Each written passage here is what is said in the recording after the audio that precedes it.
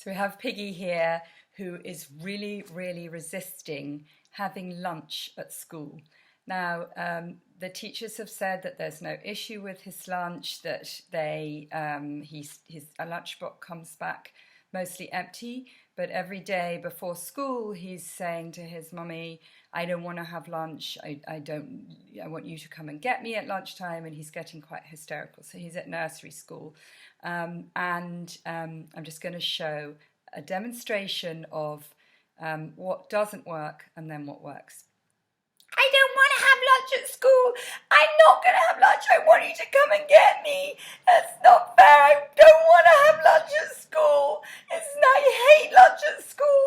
Now I've made you really nice lunch. We've got lovely things in you, and I know that you like lunch, and your teacher says that you like lunch. So I'm sorry, darling, but you've got to have lunch at school. That's just how it goes. But I don't want to, and it's not fair. You can't make me. And I hate lunch at school. But you don't hate lunch. Yes, I do. I know you don't hate lunch.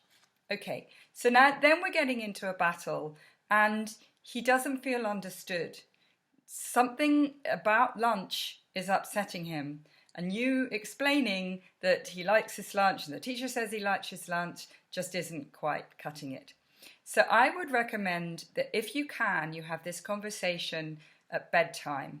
So sometime where you're having a little quiet time together, or on a walk, or sometime not right in the morning before school. Now, I have noticed that in the morning, when it's time to go to school, most days you say that you really, really don't want to have lunch at school. That's right, I don't like lunch at school. So something about lunch at school is really upsetting you. And then you might leave a little pause. I don't know what it is, but there's something about lunch that you really, really don't like. I don't like lunch at school, and I just want you to come and collect me. I wonder if it's that you just prefer lunch at home with Mummy because it's calmer and it's just the four of us, and baby Cyrus is here too. Maybe. Or I wonder if there's something about lunch at school that you don't like. I wonder if perhaps the teachers have told you to eat everything and you don't want to eat everything. Sometimes I'm not hungry. So maybe sometimes it feels like you've got too much food and you don't want to eat it, but the teachers are saying that you should. Yeah. Or maybe it's that it's noisy at lunchtime. I wonder if it's noisy at lunchtime. And then you might leave a little pause and see if something is resonating then. Or I wonder if it's who you have to sit next to. Maybe you could choose. Can you choose who you sit next to? No. So maybe the teacher sits next to one of the children that you don't like sitting next to. Or I wonder if maybe the noise at lunchtime. Maybe it's the noise at lunchtime that you don't like.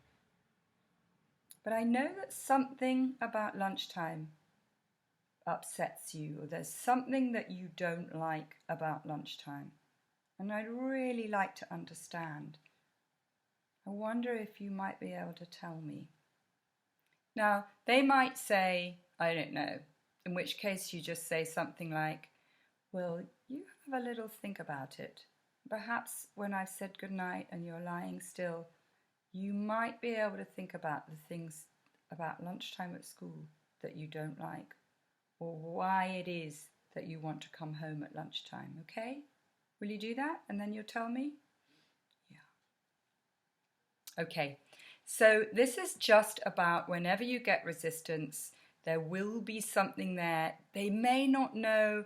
It may be something sort of very strange in general, but even if you don't find the exact thing that's upsetting them, there's just that dynamic between you now that you're not contradicting, you're not arguing with them, you're not being logical. You're just addressing for them what that resistance is about. Hope that helps.